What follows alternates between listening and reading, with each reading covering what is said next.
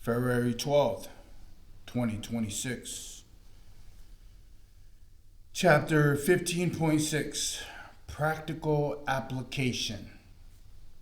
Page 1525 to 1532. Buddha Dhamma.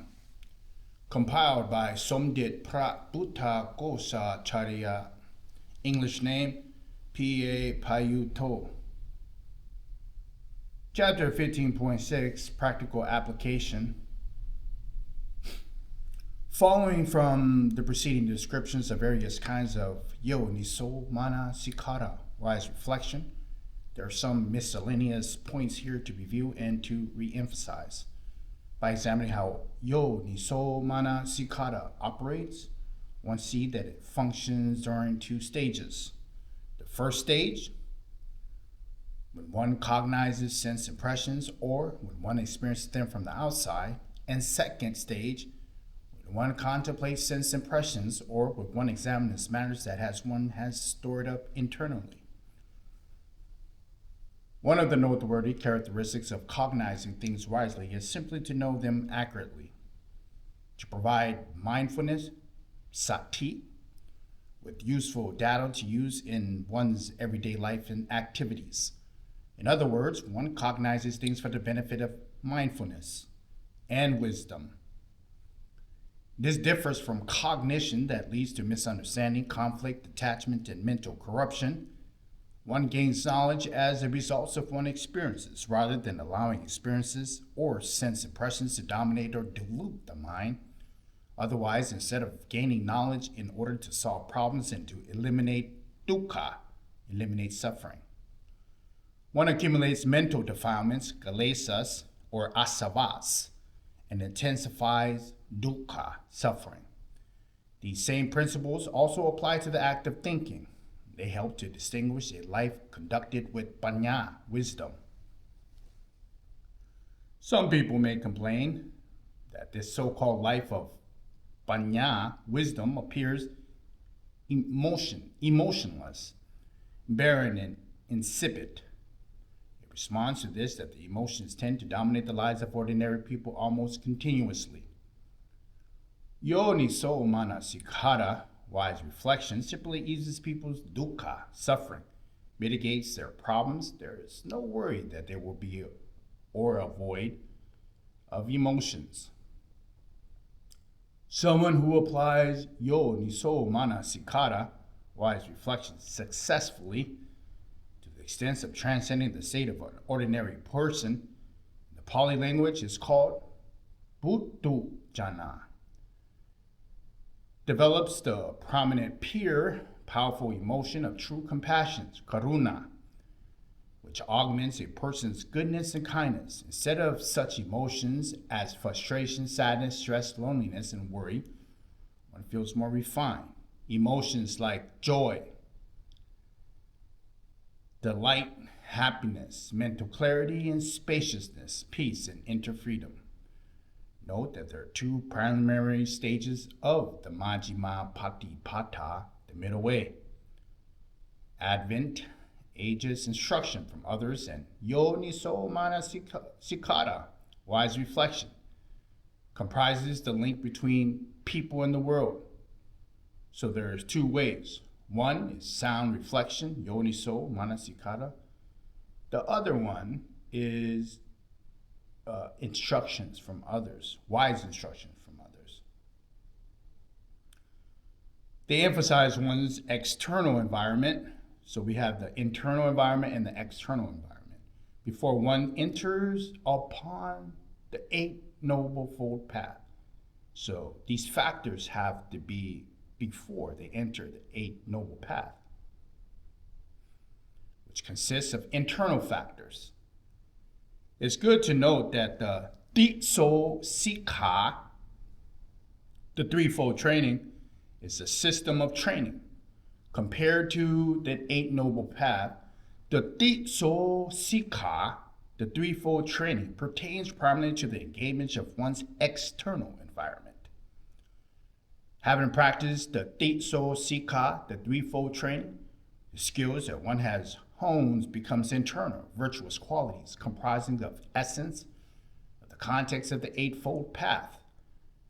The sila factor of the path, maga, for example, are personal qualities preventing a person from immoral or abusive physical or verbal actions. These virtues or character traits arise from effective training. Virtuous friendships, kaya na mitra, wholesome instructions from others, highlights the correct relationship between people and the world in respect of the community. And yoniso manasikara, wise reflection, highlights the correct relationship between people and the world from a perspective of the mind.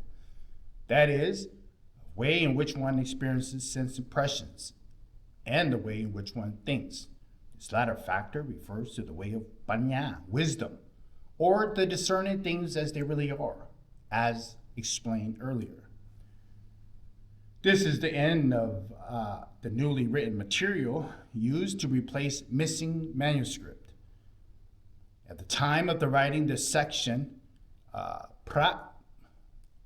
Somdet Prat Bhutta Gosacharya wrote this sections.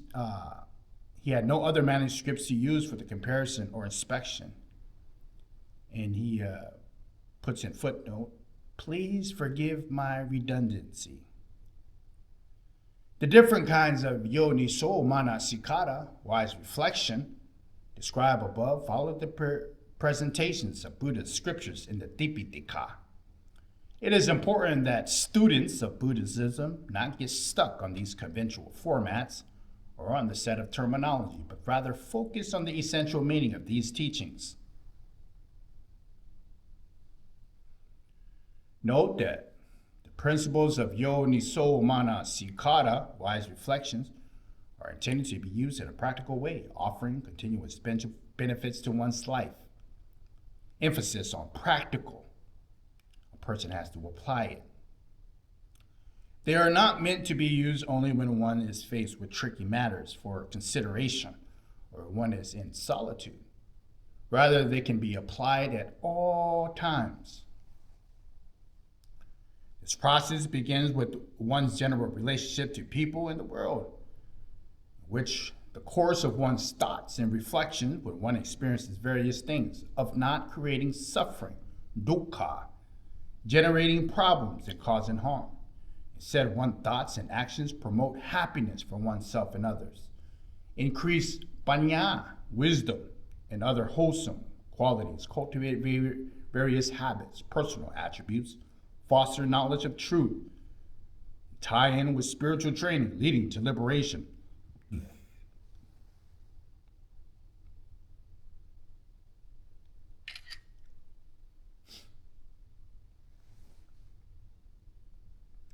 Take the example of a young boy from a wealthy family sitting in a car along with his parents. At one point, he looks out the window and sees a group of poor children dressed in rags. The boy is fascinated because he recognizes the difference between himself and those of other children. His parents notice his interest and say, "Those filthy children, don't pay attention to them."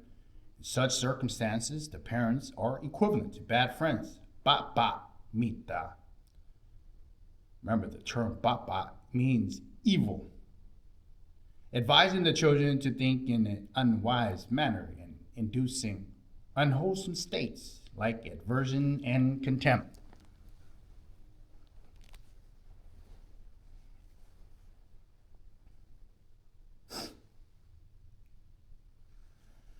These negative qualities may develop into the boy's general viewpoint towards poor people, or even into a bias against all people.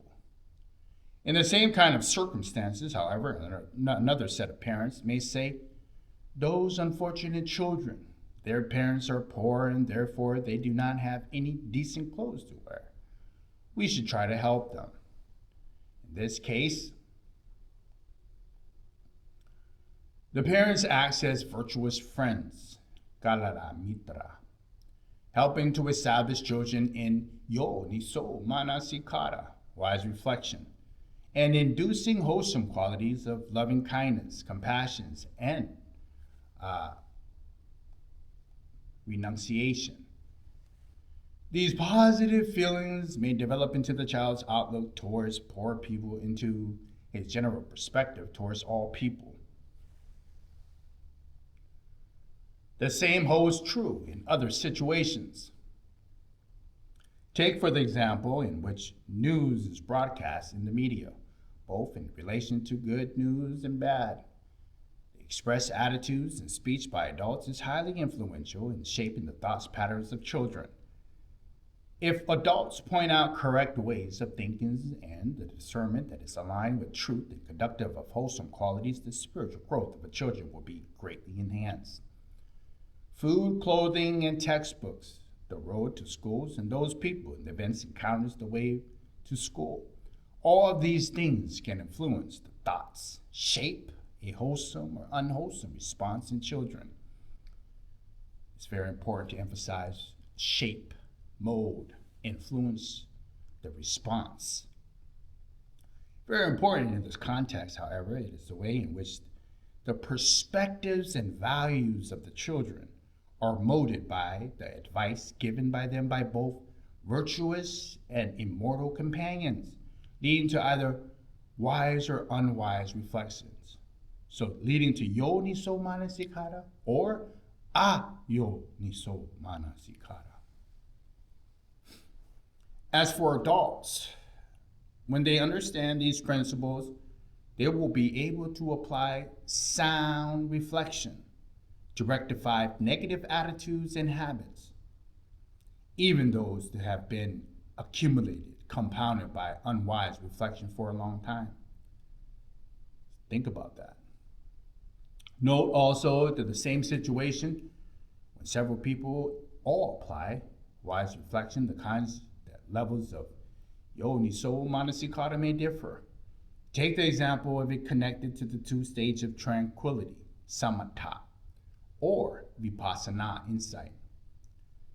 One man sees the face of a beautiful young woman, but instead of focusing on the beauty of her face, he sees it as comprised of skin and facial hair, along with the unattractive elements of grease, sweat, and dust, with bones and flesh beneath.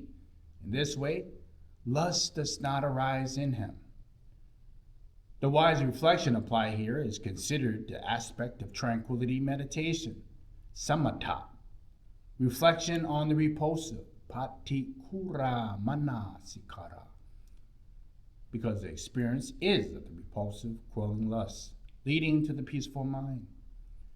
A second man sees the same beautiful woman, but he sees her as a young person who ought to be looked after and cared for. He generates the feeling of loving kindness, considering her like the younger sister or a younger niece.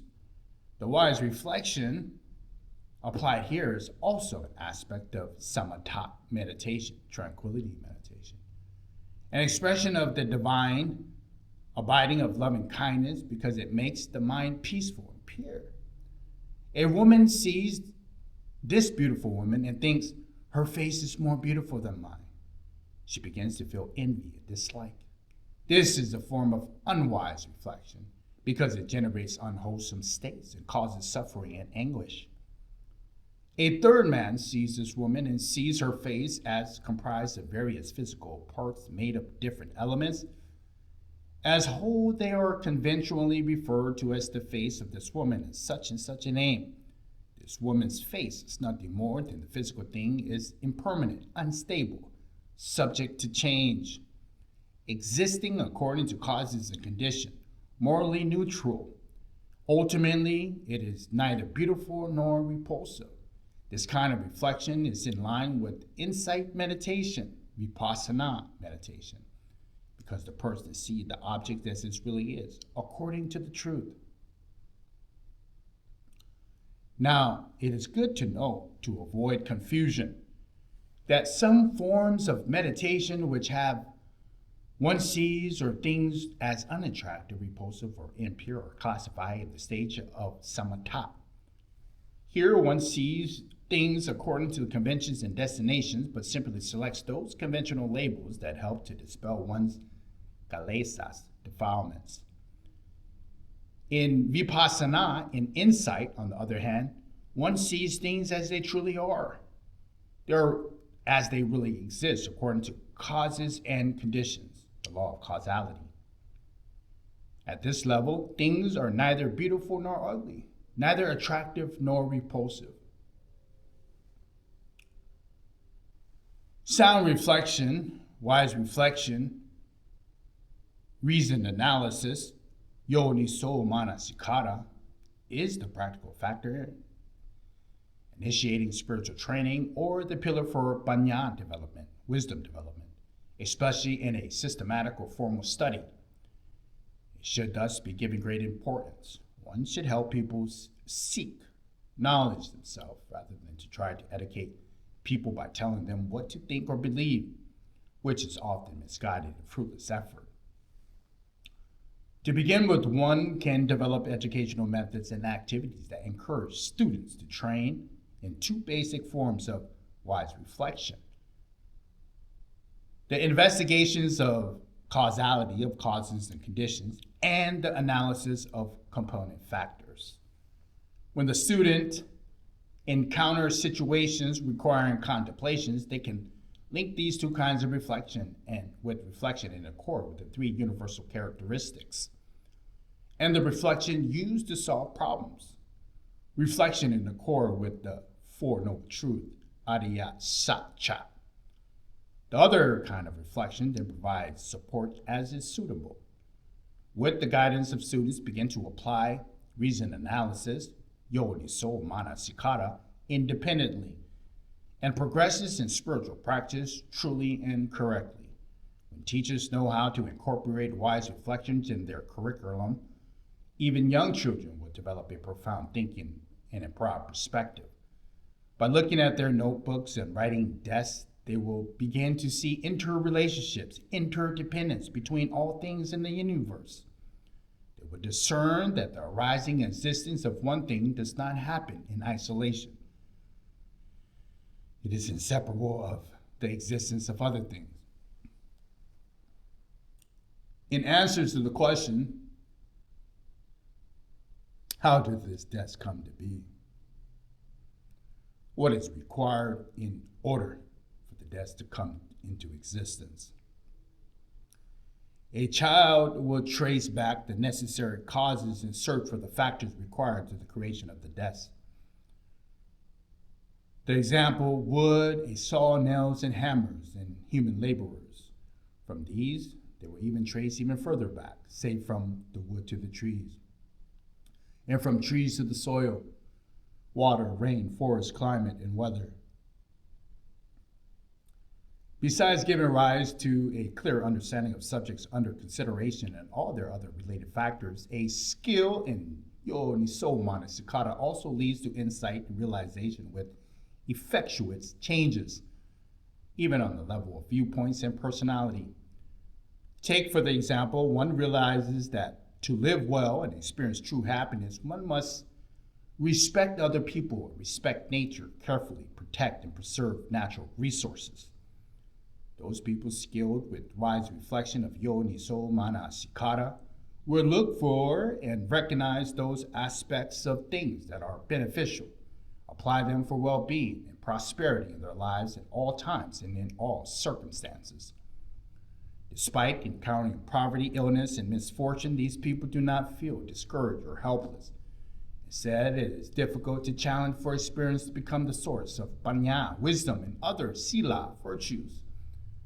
Indeed, one sometimes hear people say, "It was good luck that I was born poor," or "It was good luck that I became so ill at that time." Similarly, there are stories in the Dipitaka of some people who hear the words of a madman and consequently realize the truth and are completely freed from mental impurity, from their asavas. Conversely, some people, despite being born rich, physically beautiful, and with prestige, they lack yoniso manasikara, wise reflection, Instead of their apparent good luck acting as the asset or support for achieving true success and the speed and convenience, it increases and intensifies tanha, craving, conceit, and wrong view,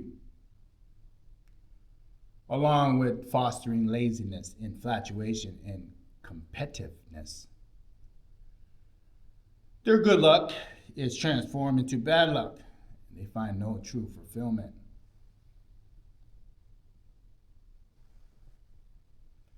Most people have accumulated the habits over a long period of times of thinking and ways of satisfying tanha, craving, or thinking based on likes and dislikes, preferences and aversions. These different kinds of yo, niso, mana, sikara, wise reflection help to train the mind to develop new habits. Developing new habits may take a long time because old habits have accumulated for decades.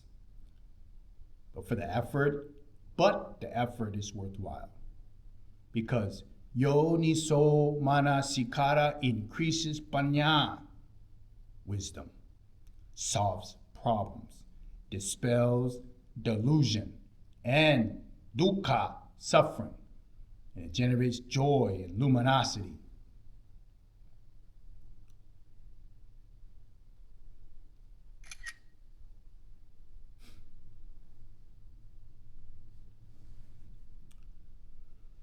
Even if not perfect, yo, niso, mana, sikara, wise reflections can still aid in fostering equilibrium and provide a way out. When old habits leads one into trouble in various forms of dukkha, suffering, it helps one to turn towards safety and freedom. Speaking technically from the perspective of functionality, the various kinds of yo, niso, mana, sikara can be classified into two types.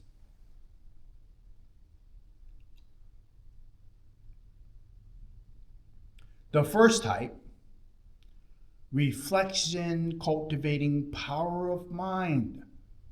This type of reflection aims for mobilizing virtuous, wholesome qualities.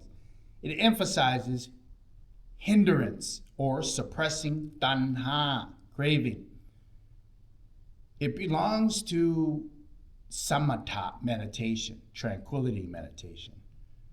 Its characteristics is generating the strength or the degree of goodness to constrain or conceal the wholesome or the unwholesome qualities.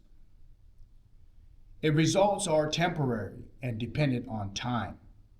It promotes spiritual preparedness and builds character. It leads to the conscious, mundane samadhi, right view. The second type is yo, niso, mana, sikara, cultivating pure panya, wisdom. This type of reflection aims for comprehensive knowledge of truth or of reality. It emphasizes the eradications of avijja, ignorance. It belongs to insight meditation, vipassana. Its characteristic is illumination or dispelling delusion or cleansing what is impure. Its fruits are timeless or absolute. It leads to the transcendental, the subconscious samadhi, right view. That's the end of 15.6 at the top of page 1532 of practical applications of yo, niso, mana, sikara, Buddha, Dhamma.